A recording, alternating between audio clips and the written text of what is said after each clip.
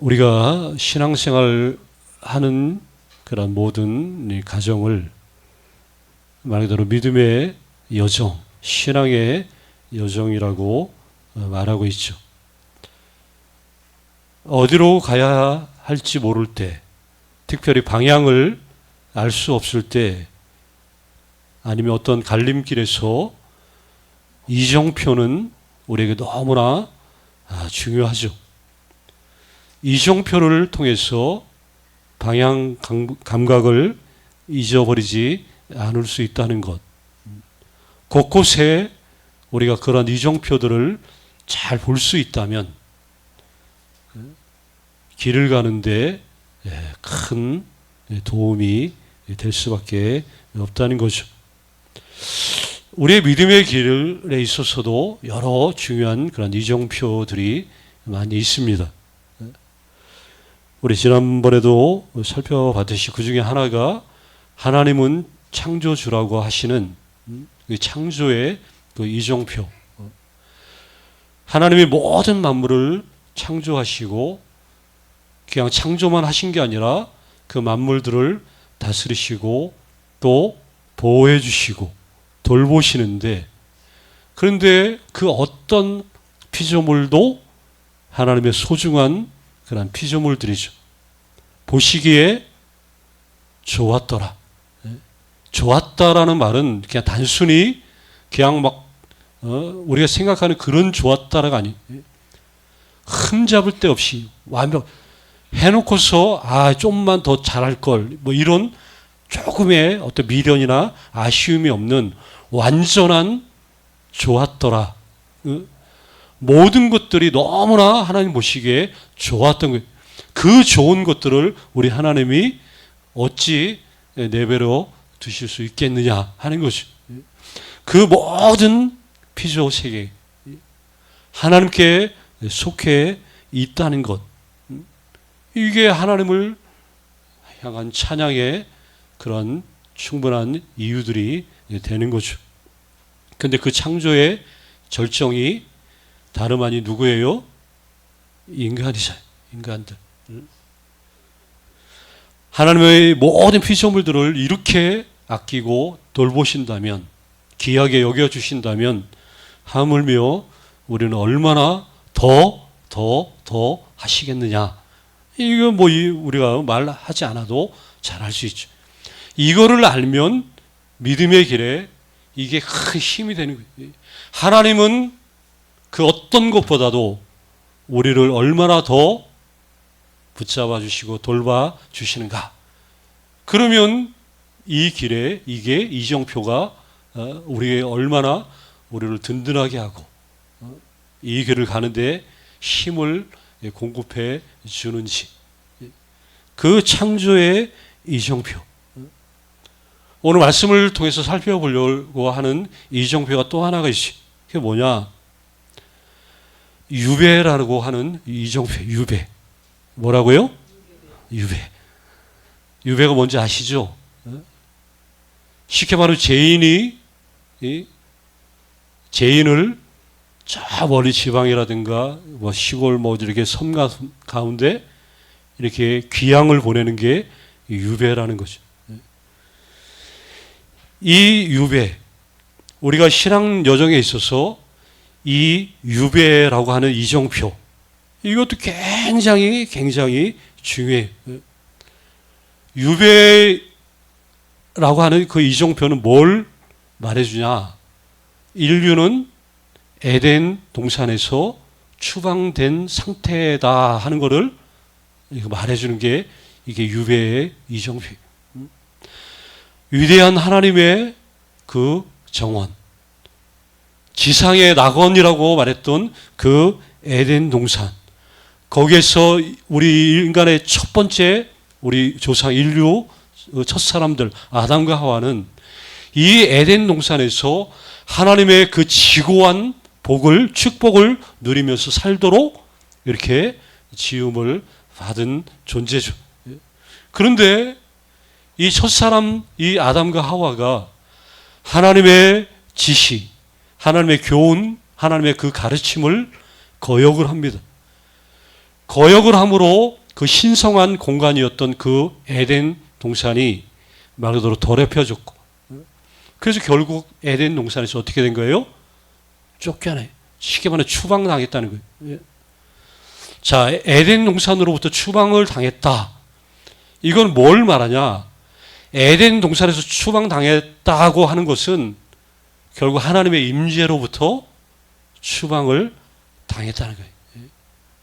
무엇으로부터요? 하나님의 임재. 하나님의 임재로부터 이게 추방이 된 거예요. 하나님의 임재로부터 추방을 당하니까 그때부터 인류는 갈등이 시작되었고 또 불행이 그래서 시작이 된 거예요. 그때부터 인류는 더 이상 에덴 동산에서 거할 수가 없기 때문에 어디에 거하게 된 거예요? 그 유명한 에덴의 어느 쪽이에요? 에덴의 동쪽에서. 우리 누구예요? 제임스 딘의 에덴의 동쪽. 에덴의 동쪽에서 그래서 살게 돼. 쉽게 말하면 우리 모든 인류는 어디에 사는 사람입니까? 라고 말하면 에덴의 동쪽에서 사는 사람들입니다. 이게 정답이죠. 더 이상 낙원에 살 수 없으니, 낙원에 살 수 없으니까 자연스럽게 없으면 뭘 생각하게 되냐? 그곳을 생각할 수밖에 없어요.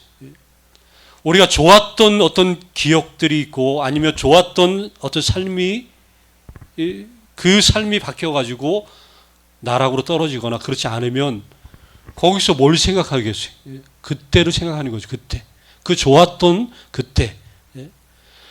에덴의 동쪽으로 쫓겨나고 추방당하다 보니까 언제나 그 마음 한속에 뭐가 생각나는 거예요? 그 에덴이 생각이 나는 거예요. 그래서 장차 그곳에 돌아가려고 하는 어떤 그 간절한 소망이 사람들의 속에 은연중에 이렇게 자리 잡고 있다는 거예요. 고향을 떠난 사람은 문득문득 어디가 그리워요?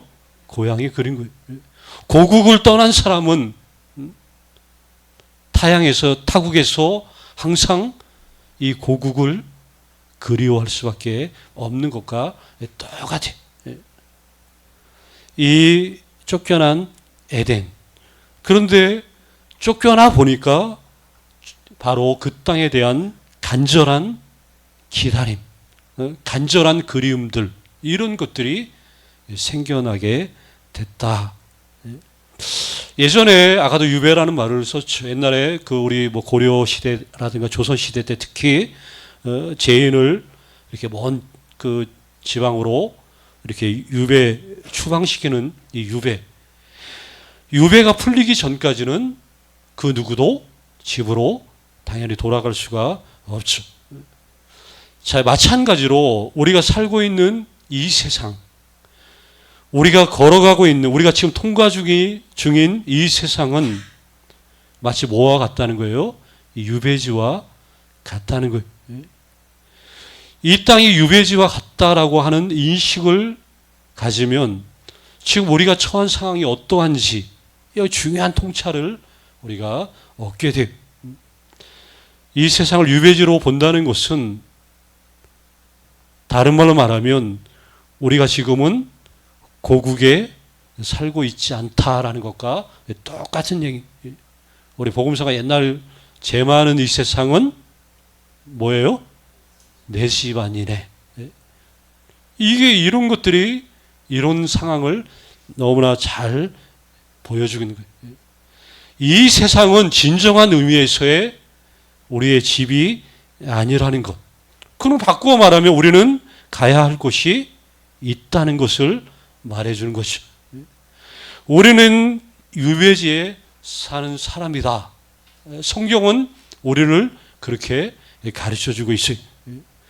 아까도 말했듯이 죄로 인해서 이 낙원에서 에덴 동산에서 쫓겨난 인류의 그 조상들처럼 우리 모든 그의 후손들은 우리 죄로 인해서 이 본래의 집과 운명에서 막 쫓겨난 그런 사람들.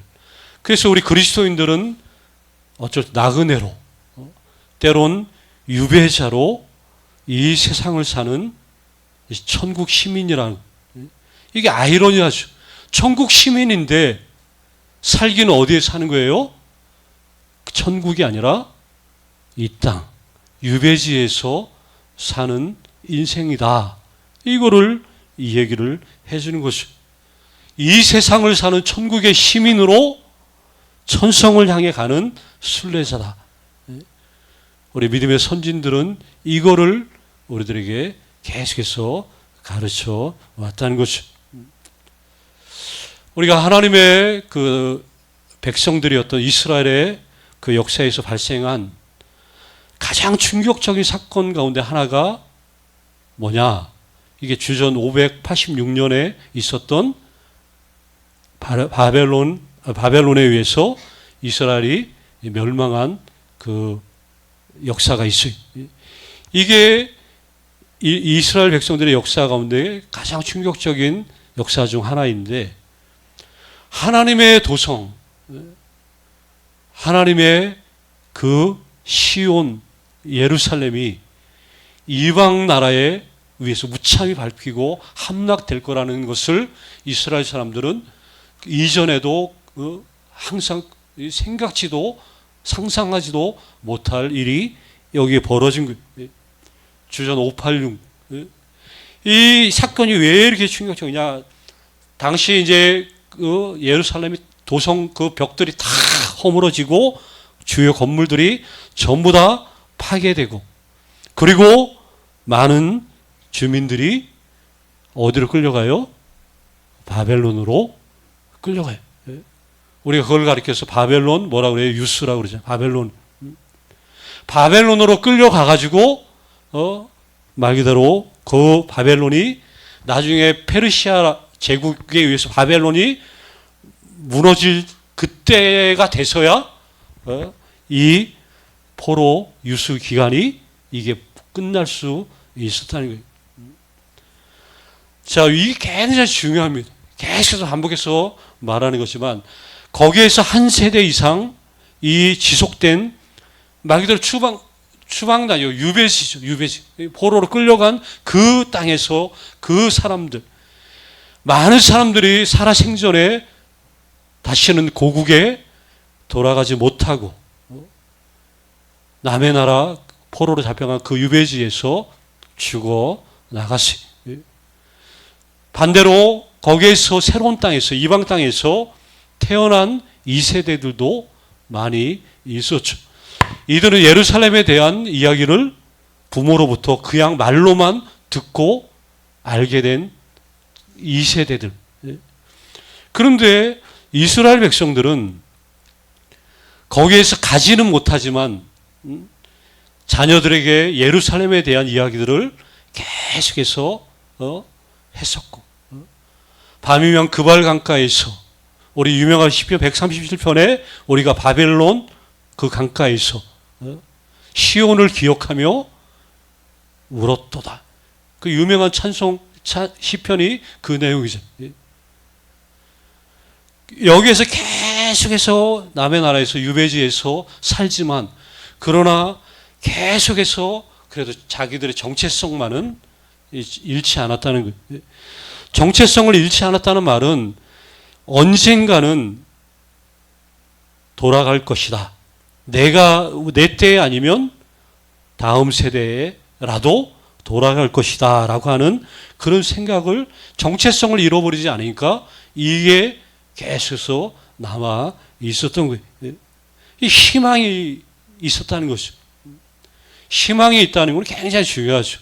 희망이 있으면 말 그대로 막말로 살 소망도 생기는 거고, 현실에 함몰되지 않는다 하는 거예요. 희망이 있는 사람들은 소망, 이것 때문에 어떠한 상황 속에서도 넘어지지 않는다 하는 것이죠. 이게 이스라엘도 똑같이 이들의 삶에 막 칼길을 강력한 어떤 힘으로 이게 계속해서 자리를 잡게 된 거예요. 그런 이 희망이 그 삶의 어떤 목적 의식, 목표 의식을 이렇게 고치시키는 그 요소로 작용을 한 거죠. 우리의 삶, 우리의 신앙 여정을 너무나 잘 표현해주는 말이 있는데 그게 뭐냐? 유배 중인 삶이지만 뭐라고요? 유배 중인 삶이지만 귀향을 꿈꾸며 소망 속에 살아가는 삶. 이게 우리 신앙의 여정을 너무나 잘 표현해주는 말이 지금 나의 삶의 현실은 유배 중이지만 돌아갈 그곳을 꿈꾸면서 그 희망 속에 살아가는 삶. 이게 바로 우리 예수 믿는 사람들의 신앙 여정이 아니고 무엇이라 말할 수 있겠느냐 하는 거죠. 기독교 역사에 있어서 위대한 작가들, 뭐 어거스틴, 우리 그 유명한 그 C.S. 루이스 이런 사람들 계속해서 이런 것들을 얘기를 합니다. 우리에게는 말 그대로 그 에덴에 대한 그리움이 있다는 거예요. 근데 그 그리움은 과거에 대한 어떤 기억 때문에 비롯된 것이 한 번도 경험하지 없었 그런 것들 아예 없었던 기억이 없었던 것들은 우리가 그리워할 수도 없이 그러나 기억에 있었기 때문에 이런 마음들이 생기는 거예요. 오늘 말씀 빌립보서에 나오는 이 말씀처럼 자 우리의 시민권은 어디에 있어요? 하늘에 있는지라. 이 말씀도 똑같아요. 우리의 시민권은 하늘에 있다. 뭘 말해요? 우리는 본향을 지금 떠나 있다. 이거를 이 말씀이 그대로 잘 말해주고 있어요. 아마 빌립보 사람들은 이 말씀의 의미를 그 어떤 사람들보다도 더 잘 아마 이해했을 거라고 생각이 드는 것은 바울이 편지를 쓸 당시에 빌립보는 어디의 식민지였어요? 로마의 식민지였잖아요. 식민지에서의 삶, 그거를 이 사람들은 너무나 잘 알고 있어요. 자기가 이 빌립보에 살지만 우리는 이 빌립보는 다름 아닌 로마의 지금 식민지다. 이거를 이해를 너무나 잘하죠. 그러면 여기 빌립보에 살고 있는 교회에게 바울이 이 편지를 쓰면서 너희는 하늘에 그 시민권이 있다라고 말했을 때 뭐가 매치가 되는 거예요? 너희는 로마의 식민지가 아니라 어디의 식민지에 살고 있다는 거예요? 천국의 식민지에 살고 있다는 것을 귀양 깨닫는 거예요. 깨닫는 거예요. 우리는 로마의 식민지가 여기 교회는 로마의 식민지가 아니라 천국의 식민지다. 기독교 공동체, 교회는 이방 나라에 있는 말 그대로 천국의 식민지, 천국의 거류지, 천국의 말 그대로 거류하는 그러한 곳으로 존재하고 있습니다. 포로로 끌려간 이 민족이 그 남의 나라에서 끌려갔을 때 끌려갔지만 그들은 끌려갔어도 남의 나라에 살면서도 여전히 어디 언어를 써요? 본국의 언어를 쓰잖아요. 끌려갔어도 본국의 그 법을 따르고 본국의 언어를 사용하는 것처럼 살기는 이 땅에 살지만 하늘에 속해 있는 사람은 이 독특한 정체성을 가지고 하늘의 법과 하늘의 언어로 살아가는 이 구분된 이 삶을 여기 너무나 분명하게 말해주고 있다는 것이 거듭 말하지만 우리는 여기 고국을 떠난 우리의 고국은 어디예요? 천국이죠. 천국 고국을 떠난 유배자로 이 세상을 살고 있습니다. 유배자로 살고 있지만 여전히 우리의 언어는 어디의 언어예요? 하늘의 언어, 천국의 언어를 사용하고 하늘의 법을 따르고 추종하면서 이 세상을 지금 지나가고 있다. 그 얘기를 하는 거죠. 하늘 나그네로. 그래서 믿음의 여정을 끝까지 감사하면서 이런 모든 것들을 감당할 수 있다는 것은 뭐 이 길이 주님이 밝혀주신 분명한 이런 이정표가 있기 때문에 우리가 제대로 그걸 보고 그 길로 나아갈 수 있다는 것이죠.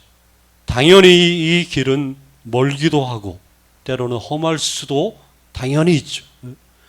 그러나 그 가운데서도 우리 주님이 우리를 친히 거느리신다 하는 것이죠. 이거를 증명해 주기 위해서 그분이 이 식민지에 직접 우리가 똑같은 몸을 입고 이 땅에 오신 거예요. 그분이 말할 수 없는 고통과 고난의 길을 통과하신 그 이유, 우리를 다스리신다, 우리와 함께 하신다, 이거를 더 분명하게 해주기 위해서 이렇게 해 주셨다는 것이죠. 그러면 우리는 우리의 신앙 여정은 우리 홀로 가는 길이 당연히 아니죠. 함께 믿음의 우리 동역자, 동반자들, 그리고 무엇보다도 우리 주님이, 그리고 계속해서 곳곳에 이정표들을 우리에게 주셔서 그 이정표들을 보면서 우리가 그 길로, 한 길로 곧장 잘 갈 수 있도록 우리 주님이 도와주신다 하는 거죠. 우리 주님이 우리를 친히 거느리심을 우리가 의심할 필요도 당연히 없죠. 우리 주의 손을 붙잡고 천성을 향한 이 신앙의 여정을 그래서 우리가 잘 감당할 수 있는 우리 한 분 한 분 다 되시기를 간절히 주의 이름으로 축원합니다. 아버지 하나님.